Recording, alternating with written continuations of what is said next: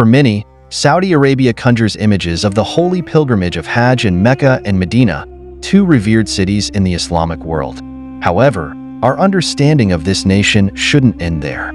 Saudi Arabia stands as a testament to the existence and transformation of a nearly century-old monarchy. Since its inception, the Saudi kingdom has navigated through various challenges, from internal conflicts for power to the ever-crucial factor of the oil industry. The Arabian Peninsula was an isolated and resource-poor region, marked by widespread drought. Saudi Arabia at that time had little appeal other than as the guardian of the two holy cities of Islam, Mecca and Medina. This condition may have made the region a suitable place for the deployment of troops by the British colonial government and the Ottoman Sultanate. In addition to overseeing the Hajj pilgrimage, the British colonial government had an interest in preventing the unification of the Arab states, as this would threaten their position. At that time, Arab society lived in different tribal groups, with the Bedouin being one of the most prominent. The Bedouin were known for their agricultural and livestock activities as their main source of income. They were also responsible for managing water resources and playing a role in trading activities in the local market. Beyond the Bedouin tribes, another highly influential group was the Saad clan, founded in 1720 in Diriyah near Riyadh. The Saad clan's influence grew after they formed an alliance with the followers of Wahhabism. This relationship marked the beginning of the formation of the Saudi kingdom. The Saad family, led by Muhammad bin Saad, and the Wahhabi followers, led by Muhammad bin Abdul Wahhab, allied in 1774. This agreement stipulated that the Saad clan would adopt Wahhabi teachings, while the Wahhabis would provide religious justification for the Saad clan's expansion efforts. In other words, the act of removing those who opposed Wahhabi teachings was considered religiously sanctioned. Wahhabi ideology is essentially about returning Islam to its original form as it was in the early 7th century, with the strict implementation of Sharia law as its implementation. The Wahhabis, at the same time, rejected the rule of the Ottoman Sultanate and its supporters. To the Wahhabis, the Ottoman Sultanate was seen as decadent and no longer represented the true Islam. The alliance between the Saad clan and the Wahhabis continued to grow, and they began to expand their territory from Diriyah in various directions. Wahhabi doctrine provided a new impetus for campaigns of conquest, the spread of Wahhabi beliefs, and the assimilation of conquered territories. The two groups managed to attract other tribes to join them, including the Bedouins.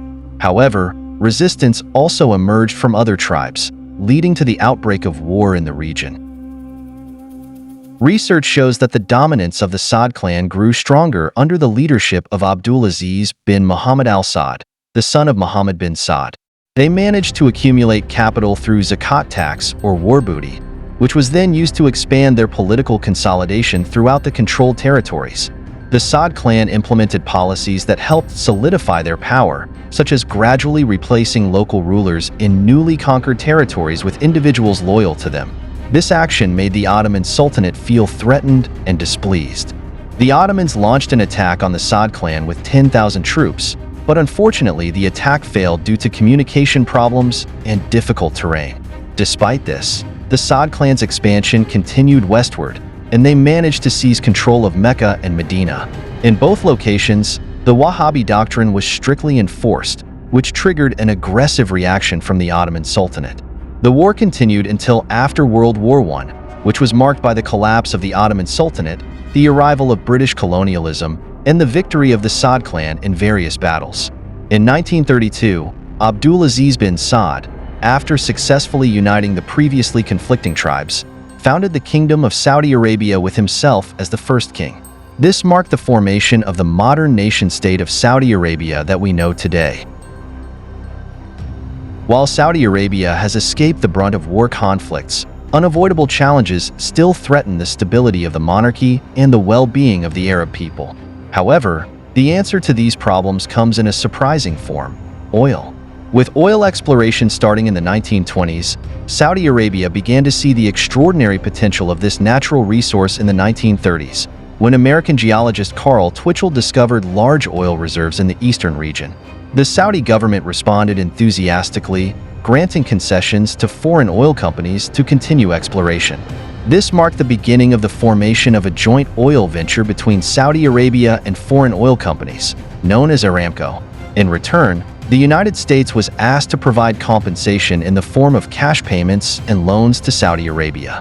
In 1938, Aramco began commercial oil production in Dhahran with a capacity of 500,000 barrels per year. The decision to partner with the United States was a unique one, especially considering that the Arabian Peninsula and the Persian Gulf region were largely under British colonial rule at the time.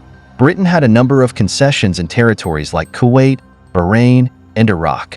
For King Ibn Saud of Saudi Arabia, Britain was seen as an unfair business partner, especially given the negative sentiment held by Arab society towards the British.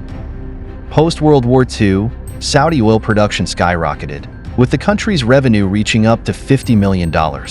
However, along with the prosperity generated by the oil industry came a widening gap, with the rich getting richer and the poor getting poorer. King Saud, for example, chose to divert most of the oil wealth for his personal and family interests.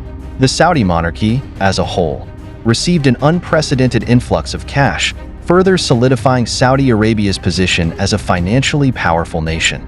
In the 1960s, oil accounted for around 80% of the country's revenue. With such strong economic power, OPEC was founded with the aim of controlling global oil production. At this point, oil became not only an economic commodity but also a very powerful political tool. In 1973, OPEC member states imposed an oil embargo on countries supporting Israel in the Arab-Israeli War. As a result, the price of oil tripled from $3 per barrel to $11. When the war between Iran and Iraq broke out, Saudi Arabia chose to side with Iraq because it saw Iran as a greater threat. Saudi Arabia provided financial assistance to Iraq, while also raising oil prices to weaken Iran's finances. This shows how oil has not only been a source of revenue for Saudi Arabia, but also a political tool used to influence the power dynamics in the Middle East and globally. Back in the 1980s, when the Soviet Union invaded Afghanistan, Saudi Arabia funneled billions of dollars into weaponry and humanitarian aid. They became one of the countries that provided significant financial support to the parties opposing the invasion. In the context of the Israel-Palestine conflict, Saudi Arabia also funded the Palestinian Liberation Organization and provided financial support for peace efforts in the region. With substantial revenue from the oil industry, Saudi Arabia possesses significant financial resources to support their activities in Middle Eastern geopolitics.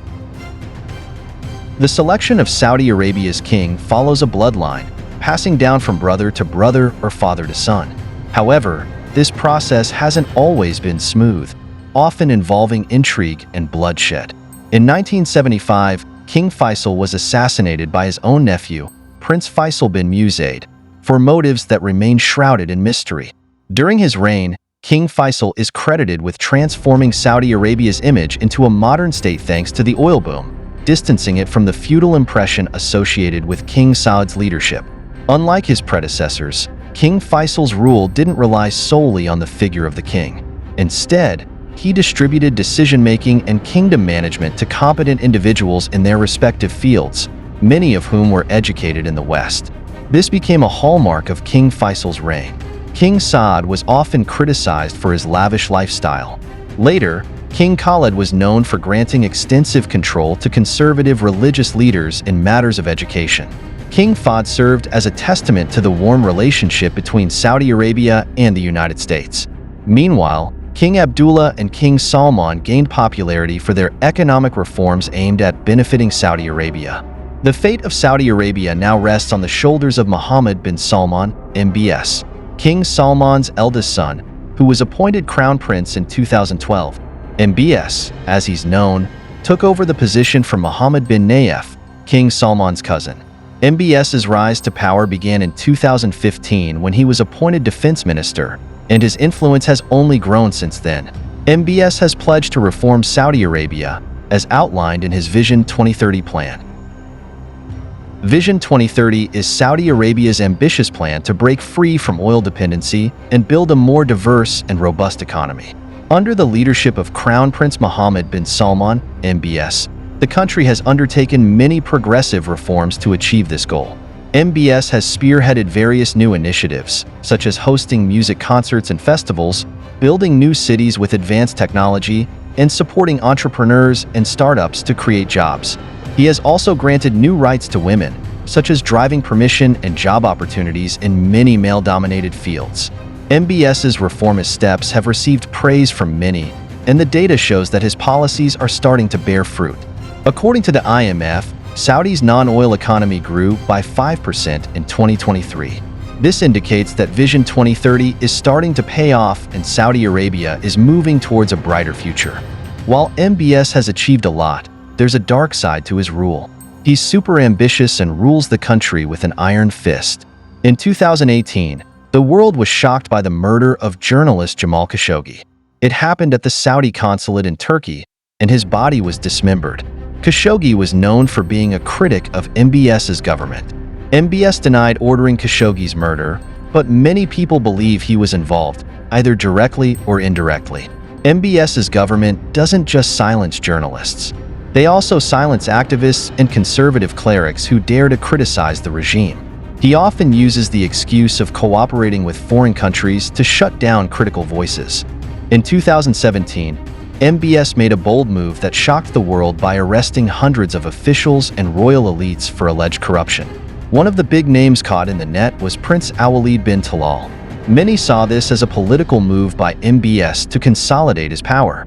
In another controversial move, Saudi Arabia got heavily involved in the conflict in Yemen. Their involvement in the civil war began in 2015 after the Houthi rebels captured the capital city of Sana'a. Saudi Arabia believed that the Houthis were backed by Iran, their arch-rival in the Middle East power struggle.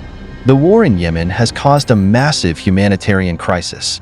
Millions are starving and dying due to the constant airstrikes and blockades imposed by Saudi Arabia.